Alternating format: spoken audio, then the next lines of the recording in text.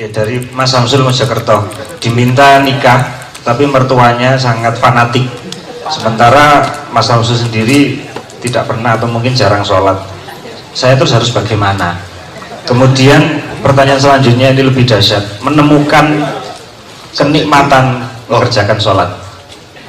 Bagaimana saya bisa menemukan kenikmatan ketika mengerjakan sholat? Pak Muzamil.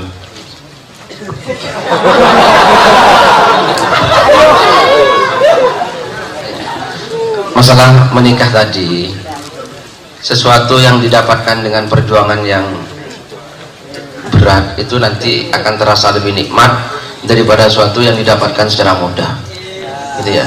Jadi semakin sulit sampai menikah, besok waktu menikah semakin nikmat. Jadi nggak apa-apa. Jadi kalau melamar orang langsung mau, nggak ada nikmatnya. Semakin sulit perjuangannya, semakin nikmat kalau sudah berhasil. Tadi saya mohon dengan Anda, tolong dipersulit ya. Tambah kesulitannya ya. Iya. Dan pernikahan yang didapatkan dengan berbagai macam kesulitan itu lebih potensi bertahannya lebih besar daripada yang didapatkan dengan mudah. Sesuatu yang didapatkan dengan mudah itu akan dengan mudah juga terlepaskan, tetapi sesuatu yang didapatkan dengan kesulitan itu akan lebih lebih akan bertahan gitu deh. Saya kira seperti itu. Jadi sampai jangan berbalik arah gara-gara itu, terus cintai gitu ya. Kalau perlu sampai gila gitu. Belum gila kan? Coba lihat sampai belum seperti Qais dan Laila ya gitu ya. Coba jangan-jangan Qais dan Lailanya sama sekarang sampai ya. Qais dan Laila itu kan sampai iya, Laila Majnun itu loh ya. Jadi dia itu kalau Laila ada di dalam rumahnya, maka dia cium dinding rumahnya. Oleh orang dianggap gila. Ini aku bukan mencium dinding, tapi mencium Laila yang ada di dalam. Sampai coba seperti itu di sana. Top sampai jadi legenda nanti. Nah ya masalah sholat gitu. Ya. Jadi sholat itu gini, ketidakberhasilan orang dalam menemukan Tuhan dalam sholat itu bagian dari penemuan Tuhan juga. Gini maksud saya. Jadi kalau sampean itu sholat terus gini loh, jarak antara manusia dengan Tuhan itu sebenarnya bagian dari Tuhan mengenalkan dirinya kepada kita. Jangan dikira orang tuh terus kenal Tuhan terus kenal 100%, nggak ada gitu ya. Jadi memang Allah Ta'ala itu selalu membuat jarak, dan penjaraan Allah terhadap kita itu bagian dari pengenalan Allah kepada kita, dan bagian dari pengenalan cara Allah memperkenalkan kita tentang siapa kita gitu loh. Kan man arafa nafsahu arafa rabbahu. Jadi itu harus dinikmati. Jadi gini, kalau sampai sholat gak husuk-husuk ya wes rapopo itu, jangan tuh berhenti sholat. Akhirnya oh iya ya, pancen Allah tuh gak terjangkau, maka saya gak bisa husuk. Ya. Kalau Allah terjangkau oleh pikiran saya, berarti saya akan husuk. Nah ya wes ya, itu sudah keberhasilan seperti itu. Bukan tidak berhasilan, wah aku sholat gak berhasil karena gak husuk. Justru orang yang menyangka sudah berhasil itu yang tidak berhasil. Nah begitu ya. Untuk hubungan dengan Tuhan, orang yang merasa sudah husuk itu justru tidak berhasil itu, karena kemerasaan sudah sampai kepada Allah itu bagian dari ketidaksampaian orang terhadap Allah. Aku tekan baik. Itu justru ketidaktekanan. Justru orang yang merasa tidak tekan itulah yang tekan gitu loh, paham? Orang yang merasa mengerti Allah itu orang yang nggak mengerti Allah. Justru orang yang merasa tidak mengerti Allah itulah orang yang mengerti Allah. Kan Allah tuh orang kan keno Astagfirullahaladzim. Apa? Tan kini sopo tan kini apa? Maka orang yang mengira Allah sopo lan opo itu orang tekan, justru sing tekan itu aku ora ngerti Gusti Allah. Lah iku orang tekan. Begitu. Ini Pak Muzamil, saya ingin berpartisipasi kepada anak saya dari Mojokerto dengan dialog sama Pak Muzamil supaya kita mengerti pemetaan wong urip iki. DDI dari satu view ya Pak Muzamil. Kawin atau nikah itu dalam syariat Islam wajib apa tidak? Tergantung. Bisa wajib, bisa haram, bisa sunnah, bisa makruh, bisa mubah. Ya, kalau wajib syaratnya Satu, ada calonnya. Ada calonnya, terus dia mampu dan dia betul-betul keinginannya kuat sehingga kalau seandainya tidak nikah dia akan jatuh dalam perbuatan yang haram. Gitu. ya oke. Pak Muzamil belum mengerti arah pertanyaan saya, tapi tidak apa-apa. Saya tanya lagi, makan itu wajib apa tidak? Bisa Ada enggak fatwa kamu wajib loh makan itu, ada enggak? Ada enggak? Enggak ada, enggak pernah dengar ya. Minum wajib, apalagi. Saya cuma ingin mengatakan gini Pak Muzamil, kewajiban itu diturunkan atau diterapkan oleh Allah untuk hal-hal yang kamu malas melakukan. Kalau kamu punya motivasi untuk melakukan, tidak perlu diwajibkan. Misalnya makan, kayak apa kata diwajib mau anjane geragas arek. Kayak diwajib no barang harus mesti mangane tenang ae kan, mesti mangane. Rabi barang yang ngono apa diwajibkan. Wong anjane koyo ngono branjai arek. Wis mesti rabine, kayak apa diwajibkan. Jadi kewajiban itu biasanya dilakukan atau diterapkan pada posisi di mana manusia tidak cenderung melakukannya, entah tidak suka, entah tidak mampu, entah tidak apa gitu ya. Ya. Jelas ya, Pak? Saya kira filsafat sebelum usul fikih ada pertimbangan itu, ya. Oke. Nah, kalau sesuatu sudah diwajibkan, berarti kamu harus tahu bahwa itu kamu memang sukar melakukan kewajiban itu. Jadi kalau yang pertama tidak perlu diwajibkan karena orangnya pasti melakukannya, kan tidak perlu diwajibkan. Jadi yang memberikan motivasi untuk melakukan itu adalah hukum alam atau sunatullah sendiri. Nah, kalau sesuatu diwajibkan karena dasarnya adalah orang itu tidak suka atau tidak cenderung, maka si manusia itu yang harus menemukan sendiri motivasinya atau alasannya. Jadi sekarang masalahnya kamu harus menemukan alasan sholat itu apa, kamu harus cari supaya kamu bisa menikmati nanti. Sekarang kamu tidak bisa menikmati sholat karena kamu tidak punya alasan. Kamu jelas seneng arek wedok gak ada alasan kok. Kan gitu. Sekarang aku tanya, apa kira-kira kemungkinannya alasan orang sholat itu, motivasinya? Ono apa ya? Kira-kira? Bersyukur. Gak enak rek karo Gusti Allah mosok gak matur nuwun rek wong aku ngoyo kari ngoyo nesing kari nesing ya. Aku iso ngrasakno legi, iso ngrasakno asin, iso ngrasakno pahit ya. Aku iso tangi turu bendino, maksud aku gak matur nuwun karo Gusti. Allah Gusti Allah ngongkon supaya yang pilih tak sembahyang ya, dalam rangka bersyukur. Apa meneh liyane? Pahala. Badi, ndelok badi. Iku sing umum akeh ngono iku, tapi gak tapek mateng iku, gak tapek jero iku. Ya, ya. Jadi motivasinya akhirnya menggok nang pahalane dan tidak memfokus ke Allahnya. Tapi gak apa-apa juga, gak apa-apa juga. Ketiga, nang ono meneh. Takut. Wedi neraka. Oke, wedi neraka. Oke. Apa meneh rek? Jono tagak.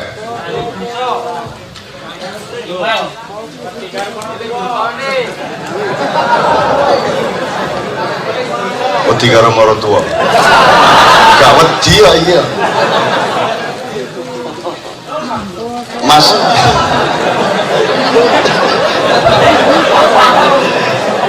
Mulai begini jenengmu tambah Sul Samsul. Jadi Sul, kudu kok temokno. Apa sebabnya wong kok sebaiknya sholat? Ya.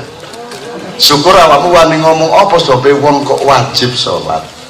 Nah kudu kok temokno alasanmu apa. Nek kaya aku iki rek ibadah aku gelem wis pegel kaya apa, wis jadwale teko progres kaya apa tak lakoni. Meneh awan aku ndek pantai Malang kono, bengine ndek Ndau, menene nang Bang Wetan, wis wingi nang Gunjek, sadurunge nang ndi tak lakoni kabeh. Apa sebab aku kuat ngelakoni, apa sebab aku gak pegel, apa sebab aku semangat terus. Jam 3 aku jek seger, apa sebab mergo aku nyaur utang.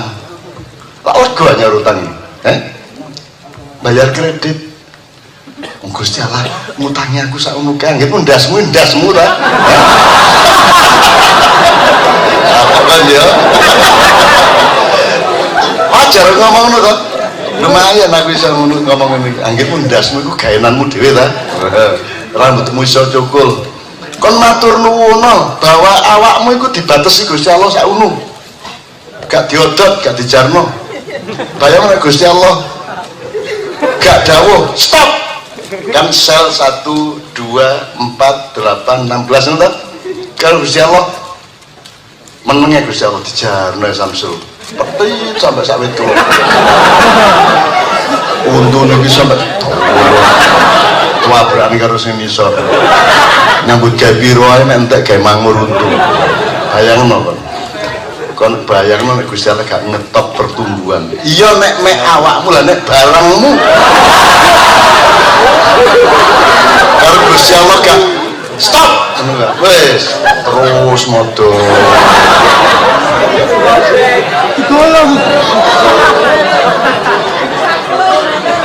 Kon turun di omah, barangmu sampai di latar-latar.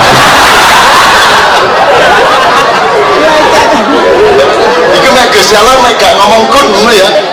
Gak ngomong kun ngono to lho. Lha iya nek sak latar dolan sampai lapangan. Kan kate nang padang bulan nak nggawa truk telu. Lunderno nang kan kok bengi ya sak durung turu pikiran situ ae. Nggih bayangno niku dawane kok 300 meter. Aku seneng lara-lara nang ngene. Lho ini kan tadabbur ya Rek ya. Dalam rangka ya Allah matur nuwun sampean stop. Nek mboten sampean stop terus yo napa nasib kula niki. Lak ngono. Ya nek rambut ngono di stop, gak di stop juga masalah, tapi kuku gak masalah, alis gak masalah, brengos gak masalah. Cuma nek sampean gak stop situ iki. Lah terus meneh nek rabi apa carane? Mosok kula ten pasar terus turu kali bojo kula. Wong kan cukup iku tok siji lho. Di pasar ya. Lucu lho kan. Seneng. Ngono lho seneng atimu ya. Nek kon duwe imajinasi, ngono tok lu seneng kan. Bayangmu sing ngarang tek omah ngarang. Dadi nek menek klopo gak perlu menek. Iku nek munggah dhewe.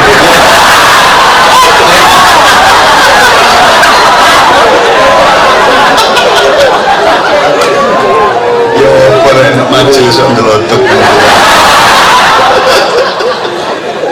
Enggak diring-ring karo Pak Yai. Yo apa iku pengajian kok ndelotok koyo ngono.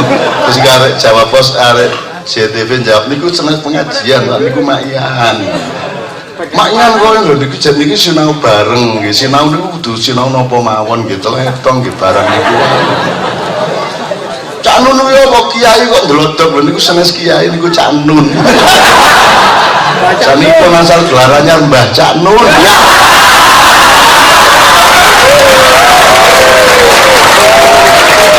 Intinya temukan alasan untuk sholat. Atau kita tuduh dia, kalau gak beri matur nuwun kan, kalau gak beri matur nuwun Gusti Allah gitu, kon sing gawe dhewe apa itu? Sikil gak gawe dhewe, driji gak gawe dhewe. Selamat drijimu iku ngene. Bayangno nek dukure padha, jempol ya saene. Bayangno nek nekue gak rene tapi kuwale ngene. Apa kok? Wah, yang kate nimbang ngene.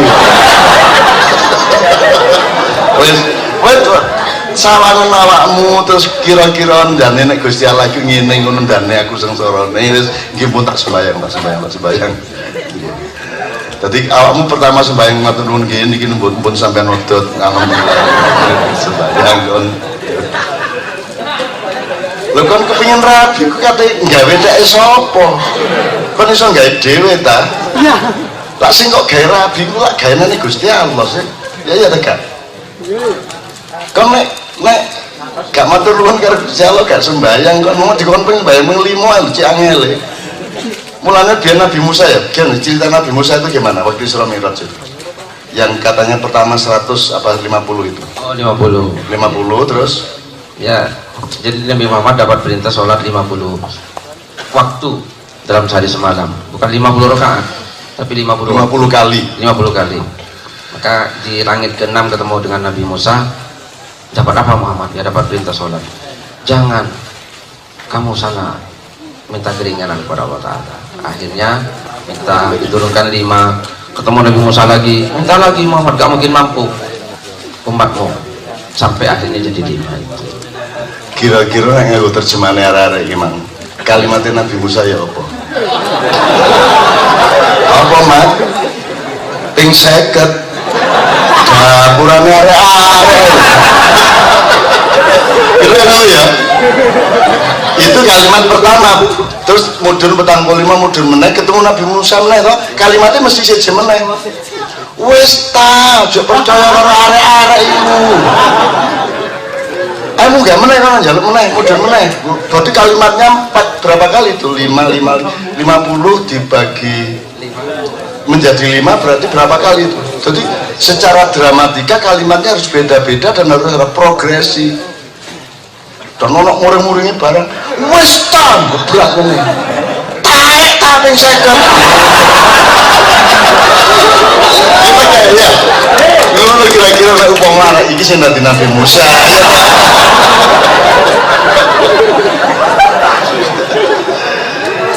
muga-muga iki buka ya Rek ya sing penting awakmu duwe motivasi lha ya apa meneh sembayang iku dadi bahan ngersulane calon mertuamu ya wis sembayangmu kok repot mek dilutok ae lho